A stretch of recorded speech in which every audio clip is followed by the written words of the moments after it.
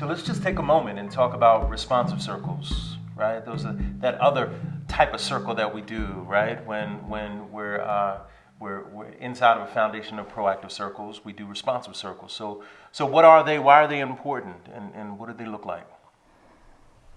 I think when there's been harm, so we're working really hard using the proactive circle to build a community.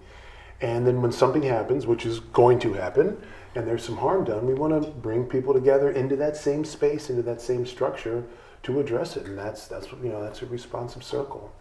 And I think if we think about it in our own lived experience, our closest relationships, one of the things that has them separate, a close relationship to just other people that we know or whatever friend, acquaintances or whichever, is that there has been some conflict, there's been some difficulty. We worked through it together and became much stronger because of that. It's a significant part of the relationship. Mm-hmm. Responsive circles creates the opportunity for those powerful dynamics to happen in the collective. Mm-hmm. Something that Miriam Kaba said is, she says, the goal is not to prevent harm. She's like, that's impossible. As humans, we will always commit harms. The goal is to commit new harms.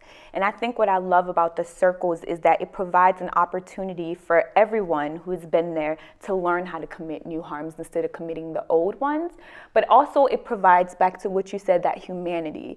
I think what we're so used to is when someone does something wrong, we're very rigid and very absolute about what that means about their character, what that means about who they are and what they're going to be. And oftentimes all that does is alienate people and actually force them into more deviant behavior because they no longer feel accepted and welcome and belonging, right? And that's not the goal, but responsive circles allow us to be held accountable. But it provides a double accountability. Just because I've done harm does not mean my harm is now ignored, right? And you get that opportunity to sit there and talk through those things together while everybody gets to remain in their integrity and get to be seen as whole human beings and not just victim and offender. And people get to really have a part in repairing that harm and moving forward together. And I think another piece, when I think responsive circles, to me that comes up is the healing circles. Thinking of when it's not just maybe like one or two people who've done harm to the community or to a few others, but something's happened in our larger community.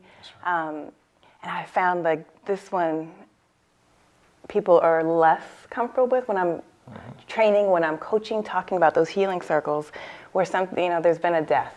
There's been, we're living in a society where children are killing themselves. We're living in a society where other people are coming into our school settings and killing. And how do we deal with that? And so many people don't want to talk about it and have said, we can't talk to kids about that. And not only can we, but we must, right? We must to come together into this healing space where we can be in our humanness and let all of that come out, the pain, the questions, the frustration, whatever it is, and that we hold space for each other and that we comfort each other and that we lift each other up in that time, right? So to me, that is one of the most overlooked or maybe the most resisted type of circles, but some of the most powerful responsive circles that we can hold. And I think the circle, when you do the circle enough, you recognize that a circle is a container that's big enough to handle almost everything. Exactly. Right, if not everything, right? And when we trust that process, and what from my own experience, the responsive circles almost always increase my level of anxiety. Because I'm just not quite sure, right? It might go left on me, right? And you can't plan for everything, but when you trust the process, do really good preparation, right? Then the outcome is not assured, but it falls more closely within the realm and parameters of your skill set. And I think the more you do them, it's a thing to be experienced. Right. If you want to push back against disproportionality and all of that type of stuff, responsive circles, so that people feel reintegrated fully back into that space, it's one of the most critical things you can do. Yeah.